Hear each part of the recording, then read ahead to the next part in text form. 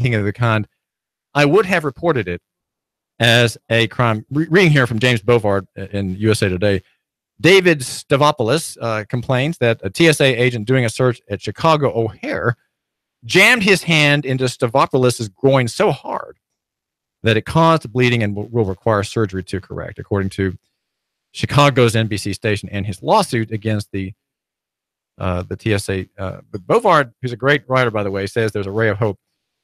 TSA screeners may soon lose the legal immunity that has shielded all its abuses. Federal Judge James Kacharis okayed a lawsuit by Captain James Linior, an airline pilot who complains that a TSA agent at Washington Dulles rammed his hand into his genitals and subsequently laughed. TSA asks the court to dismiss the case. Instead of suing, he could have phoned his complaint to the TSA contact center. Well, how's that for a little gratification? TSA also insisted that its screener deserves legal immunity even if he did pummel Mr. Linior's private parts. The judge scoffed at the government's inference that a reasonable federal officer would be surprised to learn that gratuitously striking an individual in the groin while searching them violates the Fourth Amendment. And we are glad to report to you, my listener, the man who matters here, that case is proceeding. Other Trump policies could soon blight millions of Americans' travel plans. Starting January 22, TSA may reject driver's licenses from many states that failed to comply with the Real ID Act of 2005, formerly one of the Tea Party's most hated edicts. Travelers without passports from New York, Michigan, Illinois, and other states could be barred from flying domestically, according to information from the Department of Homeland Security website. If Donald Trump had to pass through a typical TSA gauntlet twice a week, the agency would not survive his Twitter onslaught. Yes. For 16 years, Washington bureaucrats and political appointees have promised to reform TSA so that it will cease being a farce and a menace and to privatize airport security. Let's just keep waiting for the good news on that front. Part of my analysis here in arguing for local economy, the free market, is that we should make the law live here, right? We should be someone who believes you should be someone who believes in the rule of law, not just the law of rule. We have the law of rule big time in Hamilton County, and that is because I think the judges we have judges who are elected: Tom Greenholz, Don Poole, and Barry Steelman. They're in the criminal court bench, and they have authority over criminal cases, as do Lila Statums and Gary Starnes, and I think maybe one more on the sessions bench, the inferior courts. The courts that they have no juries and they're not courts of record. They're called inferior courts, and because we have judges who don't care about the larger problems because of they're doing their job every day, right? They're just kind of honing in on their big dockets, and they just can't pull back enough to see, well, wait a minute, the solution to many problems is in my hands, in my black robed hand. I have it here. Okay. You can see the cuff there on the black robe there on the screen here on Facebook. And these hands, which run ink pens and shuffle papers and tap a bit sometimes when there's a bit of long, tedious testimony from the witness stand, those hands have the solution to two problems in Chattanooga. Two problems, one of which is dealt with, by the way, at TV9's report that aired Monday. Driving While Black, Chattanooga PD works with black community to improve relationship, and it's by Alana LaFleur. And I'm not going to say too much about it right now. I've just remembered to look for it since I was not watching the Boob Tube yesterday at 5, and I missed it on the real TV. So here I am looking at it online. She's talking about the walking while black, driving while black phenomenon, and there's a young man in that story whom I think you probably would want to meet. His name is Cameron Williams, and he apparently did some filming and ended up being arrested. and so we have a big problem with a terrified black populace in Chattanooga, not as terrified as they could be. Okay, let's just grant that David Roddy's department has the hold on the fears of many, but it could be much worse. It could be much worse, and as Mayor Burke knows, Mayor Burke does have some interest in reducing the terrorism factor of policing. Though Alex Vitale in his book, The End of Policing, that I've just started, says that the internal reforms are not possible. They are all palliatives. A palliative is when you have the man in hospice, right? Palliative care is simply reducing the pain. The man's going to die, and the palliative just makes him sleep a lot. And you can wake him up for a snack, but you have to really punch him on the arm to make him wake up as he is just beginning his agonal breathing, probably not really hungry anymore for chips and dip. These solutions are palliative solutions. They're not fundamental, and the fundamental solution is to be a post-policing society, a post-policing city. Now, those questions aside, the issues that we have in the hands of the judges is what? Well, stanch the flow of intake, cut the intake by 80%, and that would be to enforce the culpable mind statute. And then on the other hand, on the back end, which there is reform being done, and we had Don Poole and Lila Statham Poole in criminal and Statham in session discuss this, and that is the mental health court. That is also a palliative care. It is a good thing. It needs to happen. There's proposed a veterans court, right? And we have these various courts cropping up to ease the pressure. But the fundamental problem is that we have judges that allow for an ignoring of the statute at the point of 39.11.301, the requirement for culpable mental state. Judges are not insisting that prosecutors bring cases only where there is an argument going to be made of intent. This man intended to violate the statute, intended to violate the rule. He intended to drive unsuspended. He intended to not show up in court, right? And so here we have people being arrested and charged. He intended to resist the officer, right? I mean, if you're being punched by a cop and you put your arms up and you're reaching forward, your elbow touches the man's belly, his armor-plated belly, as you're covering your face. Well, that's not assault, and yet that's what happens all around the country. And we have charges being filed of people, and there's no intent alleged. There has to be an allegation of intent. There has to be a proof of intent, or don't bring it to my court. Neil Pinkston, don't bring that case to my court if you're not going to allege intent per statute. Okay, honor the statute. Let's cut this monkey business out. Let's cut this legal tomfoolery out. I can imagine Barry Steelman saying, "Don't bring me a case if you're not going to allege intent." What would happen is that you'd cut off the flow of victims, right? Victims of the judicial industrial complex in Hamilton County and Chattanooga. You'd cut it off. Cut it off. That solves the $30 million problem, which is the renovation and enhancement of Silverdale. That will be part of the extraction from a $180 million bond issue proposed this summer. 505 people is the limit downtown in the jail, and often there are 550 people there. And the jail and the Silverdale operation cost the county $32.8 million a year last year. There's a contract on Silverdale with Core Civic. Now, premeditation, as we're mentioning in the Tennessee versus Shedrick's Clayton case. Just briefly, there's a reference to before we get to some hijinks in the next segment. There's a reference to premeditation. Premeditate in murder. Premeditation is repeated in the murder statute because it's crucial. Premeditation is an act done after the exercise of reflection and judgment. Okay. Ask in these bookings reports at the TFP and at Chattanooga.com, ask yourself, is there any allegation of premeditation on these cases? The answer is no.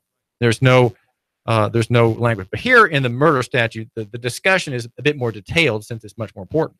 So the statute repeats the discussion elsewhere about requirement of culpable mental state. And it says premeditation is an act done after the exercise of reflection and judgment. Premeditation means that the intent to kill must have been formed prior to the act itself.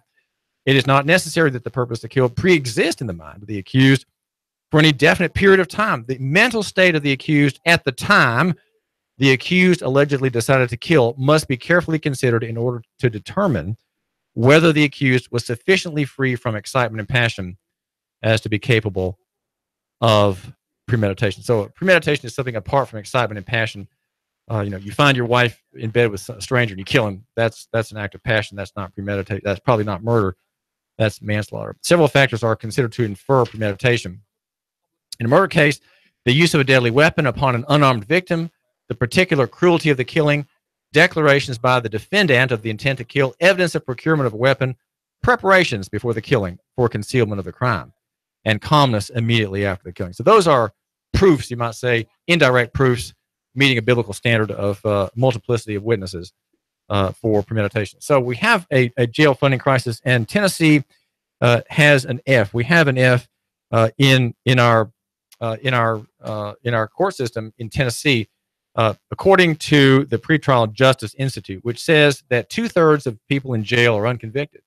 2/3. Let's just say that applies here. 2/3, though reportedly, according to Clint Cooper at the TFP, it's less. 2/3 in jail in Hamilton County are unconvicted. In 1990, it was only 51%. So from 51 to 66% without being convicted. And they're there because they can't pay the bondsman to get out. They can't pay the bond itself. They can't put up the security. This report that came out in I think the 1st of November says, according to William Rehnquist, the late Chief Justice, in our society, liberty is the norm, and detention prior to trial or without trial is the carefully limited exception. And yet we have a crowding crisis on account of the police operation, the operation of policing per se, and the lack of attention to the premeditation intent problem. These are two solutions that we have for reform in Chattanooga and Hamilton County. And guess what? We don't have to change the law. We don't have to do anything. We have the answer right here in Chattanooga. It exists in the minds and hearts and the O's of the office holders in Chattanooga and Hamilton County. We can solve these problems now. We can solve them today. Why are these poor people, these black people, filling the jail and Silverdale? Why? That's because we're ignoring the law, and we can have the law enforced now by judges here. Let's solve this problem today. This is David Tulis.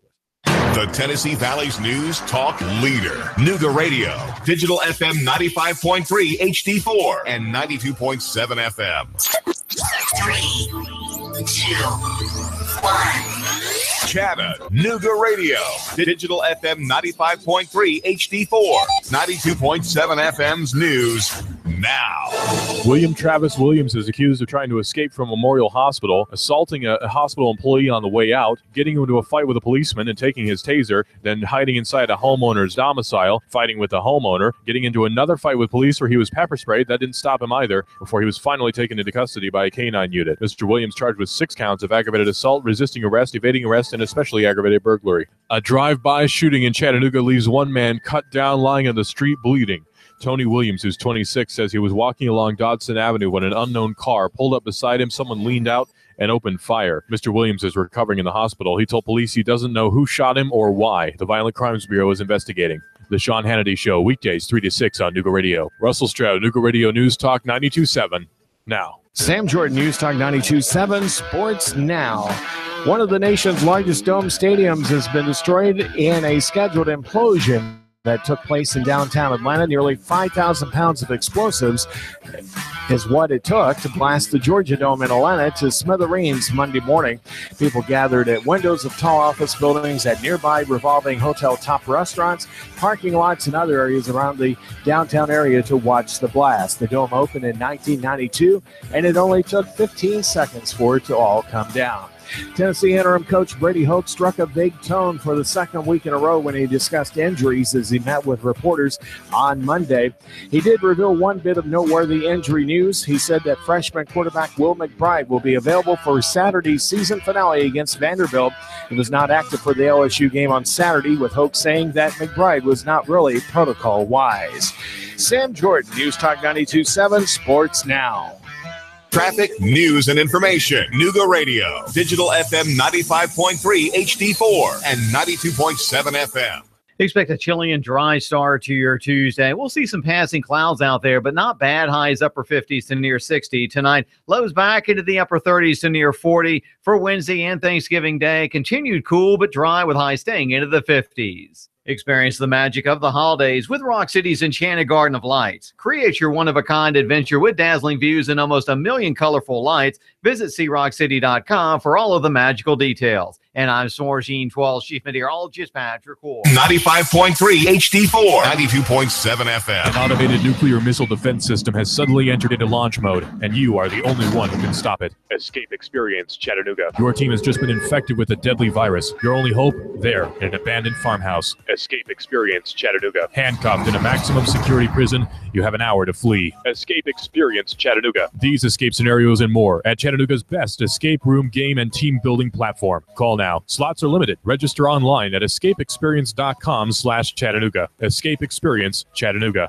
Cash, cash, cash, and more cash. Watch it gush out of your TV. Rick Davis is on national TV. Wow. Golden diamonds, coins, and more riches. Rick's selling, Rick's buying, and he's on national TV. Watch him Wednesday, 11 p.m., right after the Judy O'Neill Talk Show. North Georgia Cable TV 265. You won't want to miss it. It's a mountain of cash, cash, cash. And it's catching the Hollywood spotlight. Hey, if one day hasn't got your head spinning, how about a second? Rick Davis is on Fridays, Channel 12, 10:30 a.m., right before The Price is Right. You gotta see it to believe it. Wednesday, 11 p.m., North Georgia Cable Channel 265. Friday, 10:30 a.m. on TV 12. 2 big shows every week. Rick Davis Golden Diamonds. You know where it is. Brainerd Road, Chattanooga. Cash, cash, cash, and more cash. If I were a rich man. Toilet running? Ray's Plumbing, 421-6341. Drips under your feet, turning your floor into mush? Ray's Plumbing, 421-6341. Septic choking after years of neglect? Ray's Plumbing, 421-6341. Broadcasting live to over 1 million souls in Chattanooga, the Tennessee Valley, and beyond on frequency modulation 92.7. Sean Hannity, 25,000 watts on digital FM 95.3 HD4. CBS Radio News. NASCAR, Bloomberg Markets, David Tulis, streaming strong at NoogaRadio.com. Live on YouTube and Facebook. Nooga Radio, News Talk 92.7. Chattanooga Radio.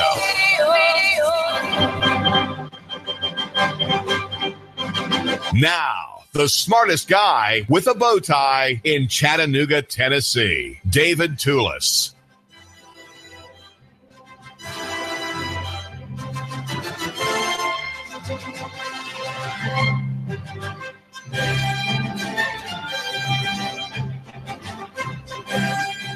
I am a blessed man. I'll have 2 sons here, a daughter in Manhattan who went up to be a sculptress at age 17 to that great metropolis. Will be with us only for Christmas and not for Thanksgiving. This is David Tulis. We are at 92.7 FM and 95.3 HD4 digital. I love reading about law, and I'll have you know that if I could have a stretch of time, I would probably give the whole of it to a review of some important legal questions that I think would be useful to you and to the securing of liberty of people in the future. Secure a liberty they don't have now, right? We're called in the Tennessee Constitution the free people of Tennessee, and there's a reference there also to the free government of Tennessee. What that means is that the government is not owned by people.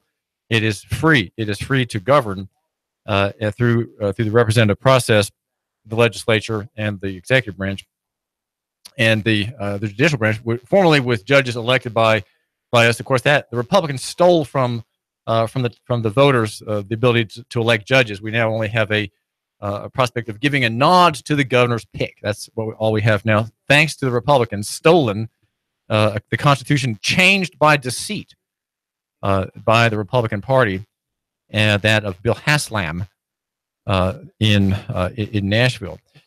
And so there are many things that we've lost, and my interest is in somehow securing defenses. Now, what I'm really wanting to do is create defenses against abuse, right? The abuse is customary and legal, right? And so how do we come up with defenses against it, reasons against it? For example, necessity. If you're ever accused of something criminally, suggest your attorney's not going to bring these points up. Okay, they just won't. He'll propose a plea bargain, right? That's always what he'll do. The necessity defense is that I had to do what you're charging me. You're speeding. Well, I had to speed because I had an emergency. Well, okay. Necessity obviates the claims of the law against you. You can reduce those claims, and you can maybe even make them go away if you can show that it was necessary for you to speed on the highway. And that is there is a defense called the necessity defense. And I'm not sure when lawyers will let it be used by attorneys, but if you're defending yourself, I think you have absolute liberty to say what you want and use any defense you want. So don't be too intimidated by the courts. There's a story that just made me howl and weep at the same time. And it's about a Pennsylvania couple suing an insurance company nationwide, and police in Pennsylvania, in the Buffalo Township, they were handcuffed for hours in a patrol car after their hibiscus plants were confused for marijuana, and that was thanks to an insurance adjuster checking out a fallen tree, who sent photos of a plant to the police officer. So the officers came with assault rifles to this elderly couple. October the 7th, held them for several hours in a cruiser, despite both of these people telling the officers, "This is an hibiscus plant, you dope." They were eventually released. They're seeking monetary damages and compensation and court costs. Nationwide insurance declined comment, citing the litigation, and the township police also did. There's good news out of Chicago, a town where private crime is enhanced and insured and further by the public gang in that city. And it's Cook County judge last week throwing out felony drug convictions of 15 black men, all of whom said that they were locked up for no other reason than they refused to make payments to Ronald Watts, a cop, according to ABC News. A very large exoneration.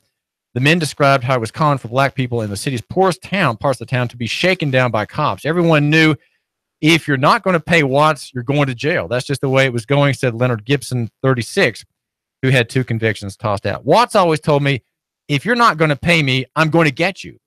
And every time I ran into him, he put drugs on me. He said, I went to prison and did 24 months for Watts, and I came back home, and he put another case on me. Despite complaints to the police department, the illegal activity continued for years and destroyed countless lives. Finally, in 2013, they ran into the FBI, which is an organization, a similar type organization. But here, the FBI were playing the good guys, and an agent had money stolen from him. And Watts sentenced only to 22 months, less than the false charges of Mr. Gibson, who did 2 years on a phony charge. Many of the corrupt cops' victims felt forced to plead guilty, even though they were innocent, in exchange for shorter sentences than the drugs planted on them might have produced. I had a baby due, says Marcus Watts, 33. He had pleaded guilty to drug charges in exchange for a 6-month sentence and a second set of drug charges in exchange for a 7-month sentence. So you see the Officer Watts, courageous man, truly a free marketer. It was getting his way. The way I looked at it was, if they put the cuffs on you, you've already lost. So they were freed by University of Chicago's exoneration project, which is examining another 12 to 24 cases.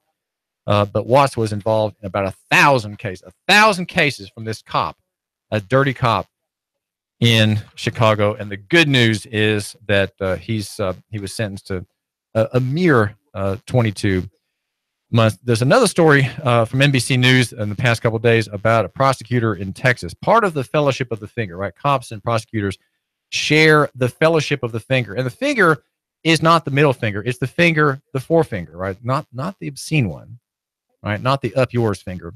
But the accuser finger is pointing at you, as I'm doing here on Facebook. Live on Facebook, by the way, at 92.7 FM. We are Nooga Radio. And I'm David Tulis, your morning host on the news and analysis show, brought to you by Covington Credit and Mountain Oaks Wedding Chapel. The victim, a man named Mike Morton, was in prison for 25 years. Apparently, thanks to the fine work of a district attorney, Ken Anderson, who hid exculpatory evidence. That is to say, evidence which tends to exculpate or free from accusation the defendant. And the prosecutor is going to be put in jail a very short time. He's been required to pay $500 fine and complete 500 hours of community service. He was found in contempt of court for telling a trial judge in 1987 that he had no exculpatory evidence to hand over to Michael Morton's lawyers, whose conviction in his wife's death was overturned in 2011. Charges of tampering with evidence, which could have meant 10 years in prison, were dropped as part of a plea deal in which Anderson will be disbarred. Prosecutors are required by law, as the story from NBC News explains, to share all the evidence they have, right, to help with the defense. But Anderson withheld two critical facts: that witnesses reported seeing a man park a green van nearby and walk into the woods near the Morton's house. And the second one, that Morton's 3-year-old son specifically said Morton was not at the scene. Morton was released from prison 2 years ago when new DNA evidence proved his innocence. In March, a drifter named Mark Allen Norwood was convicted of beating Christine Morton to death in her bed, based on the same evidence. And so these are just teasers, okay? These are teasers, and the story that I think you really need to hear, and this is why we are in trouble as a country. We're in trouble because we have because here's the reason we're in trouble: because people who claim to be Christians misunderstand the Old Testament. The fact they don't even read the Old Testament. But in the Old Testament is all the public policy that a free country, a liberal, free, prosperous country has is there. It's in the Bible. It's summarized, of course, in the Ten Commandments that Christians do defer to that. They will bow briefly to Moses's screed, right, in the Ten Commandments. But because Christians reject the Old Testament and they reject, by and large, the cultural mandate, they reject the Great Commission. And the idea that God's law is valid. They reject the idea that the state should have a negative function only and not a positive one. And that's this in this way. People, conservatives and Christians, think that the state is responsible for security. It's not. It's responsible only for justice. Justice is the only job the state has before God. If you give the task of security to anyone other than the individual and his family or his enterprise, you have created a totalitarian state. It has to be that way. There's no way around it. If the state is involved in security, you have the Stasis, the Gestapos, the KGBs, the Homeland Security departments, and the Department of Safety and Homeland Security here in Tennessee. You have all these security apparatuses, and you have totalitarianism, the welfare, warfare, surveillance state. They all come from the presupposition that security is the job of the state, and it's not. It's simply not. The scriptures hold that the state's job, effectively, the king's job is to run the courts, and that's it. There's nothing more than the court. That's it. The society is free. There is no regulation. There is no peremptory execution of goodness, right, from the executive branch. No laws needed from the legislative branch. Just have the court to enforce equity and justice. And because because Christians, by and large, the most important people in Chattanooga are the Christians, right? They're the people who matter. They're the ones whose ideas control the world because they love God and they have many things that God gives them as their salting purpose, right? They're the salt of the earth. But on some points they have lost their savor. And here's why. Well, here's a proof of their having lost their savor. It's a story in Reason that came out on the 19th. By a writer named Jake Stooksbury. It's in a Colorado Dateline story. There's a man in a Walmart who stole a shirt and 2 belts. Okay, this is a grave offense. And so what happened was that the man fled into a house owned by another man named Leo Lech, L-E-C-H, or Lech, at 4219 South Alton Street in Greenwood Village, which is near Denver. And there was a 19-hour standoff, and he had barricaded himself in the house, this defendant. And his name was Seacat, and Robert Jonathan Seacat. So he had a weapon, and there was a standoff in a man's house. Well, though accounts of Seacat's weaponry differ, court documents provide a startling summary of the police arsenal. 50 SWAT officers bombarded Leck's property with 40-millimeter rounds, tear gas, flashbang grenades, 2 armored Bearcats, and breaching rams. A total of 68 cold chemical munitions and 4 hot gas munitions were detonated inside the house. Remote-controlled robots were used during the raid. The first robot was deployed to track Seacat's whereabouts inside the house and attempt to deliver a phone so that he could directly communicate with the police.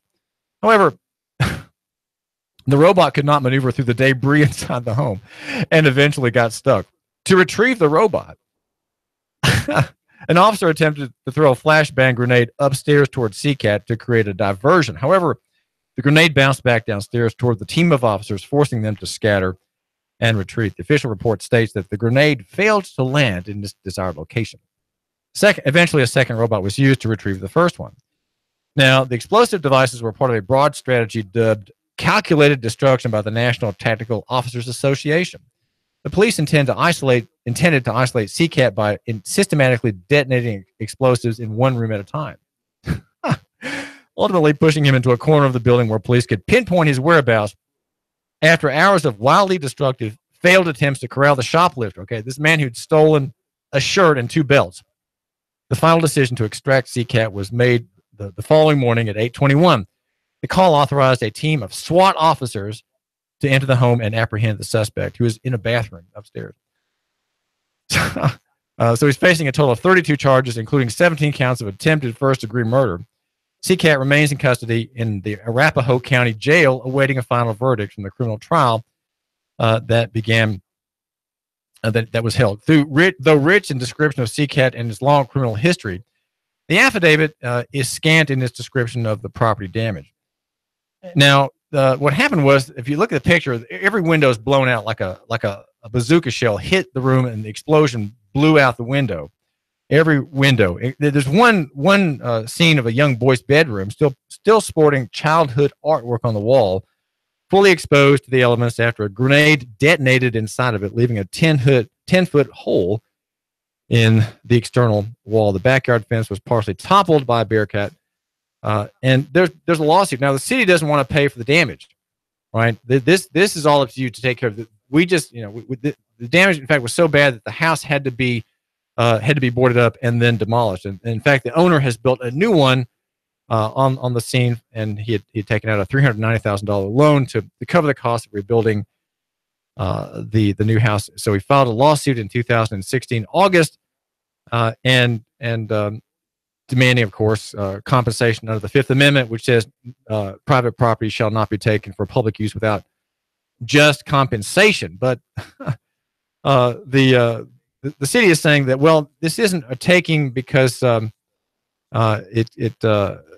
federal courts have consistently found that property taken pursuant to the police power is not for public use in the context of the Fifth Amendment. So the city is saying, well, this isn't a takings case because it was during the operation of police power, and eminent domain cases are not part of police power. Therefore, this case cannot be considered a taking, though the house, of course, was leveled. And the city tried in every way to connect the lawsuit for compensation with anti-government fanatics and extremists, mentioning Balco, the Balco book, the Turner Diaries, and other books that are sort of questioning the authority, questioning the propriety of the modern police state. 90% and The Rise of the Warrior Cop by Balco, by the way, who's a blogger at Washington Post, says that 90% of cities with populations over 50,000 use SWAT raids in a variety of law enforcement situations, ranging from the issuance of warrants to active shooter scenarios. There are about 80,000 SWAT confrontations a year. The evidence, the data is not clear at every point as to how many there are, but it is a very large number. By the way, we're having a special on Saturday that maybe you would like to take part in, you, my listener. Now, your goal is to reach the other listeners out there, right? So what you need to do is contact Sam Jordan, our one of our salesmen, and and take part in the Small Business Saturday. We've got a couple of slots left, and we'll be having a live broadcast from these advertisers, right?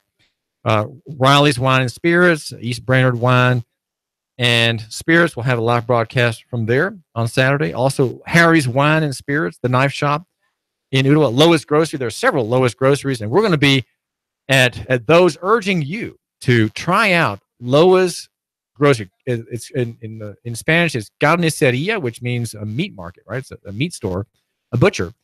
And Lois Grocery has, of course, it has everything there, not just a butcher shop, but every Lois has a little restaurant. Go to these little restaurants. They're very good food at the Lois Grocery and Restaurant. There's one near you. Just try it out. Try it out. Also, we'll be broadcasting from Shooter Supply, our favorite gun shop in Chattanooga, and Covington Credit, Mountain Oaks Wedding Chapel. Also, Rick Davis. Where there's cash, with the wonderful uproar of Rick Davis, Gold and Diamonds will be broadcasting from there as well. And also, you've heard our wonderful spot about Escape Experience Chattanooga, the leading 1 hour escape scenario game that you take part in with your office mates, right, or with your friends. You have you take part in this. It's a scenario. You have to get out, right? There's a very exciting scenario. Will be broadcasting live from Escape Experience of Chattanooga. And, you can take part in that too. Just call Sam. Got a pen? Okay. Write the number down. 497-2407. 497-2407. That's Sam Jordan. And what you want to do is get the last couple of spots for Small Business Saturday. We are radio. Now, radio is the most amazing venue. I'm a former newspaper editor, having worked at the Times Free Press for 24 years on the copy desk, making the business writing staff look good. That was my job, to sift all the news and put the best out there every day in Section C. And so what I'm doing here in the radio is just really very exciting for me. I've been in this field for 5 years, and I do thank you for tuning into my program here at the David Tulis Show, Love Your Neighbor, Buy Local. And so what we want to do is just have you come on and find the other listeners. There are thousands of other listeners to our station, okay? You, my listener, are the most important one. But there are thousands of others, and you can reach them by advertising with us. Think about advertising with me come January, right? When you figure out your budget for the next year, think about supporting Nooga Radio. Support me. Think about it. If you advertise on my radio station, David Tulis, you're supporting David Tulis, right? You're supporting pro-life. You're supporting constitutional government. You're supporting the free market. You're supporting marriage. And perhaps most importantly, you're supporting whole wheat bread, which I heartily eat and endorse, and want you to take part in all the good things. Learn from us. We are here to help you. We have we take our public duty, right, our civic duty, very seriously. We have a public charge with this airwave 92.7 and 95.3 HD4. We take that very seriously. Service, public service. That's all what we are about. We have Sean Hannity. We have Bloomberg News. Early afternoon, every day, Bloomberg News, 2 hours, the highest in financial and economic news in the world. Bloomberg, we have it here. And, of course, you have me, David Tulis, and I'm all yours. And I do thank you for the 5 minutes you've given me. Thanks.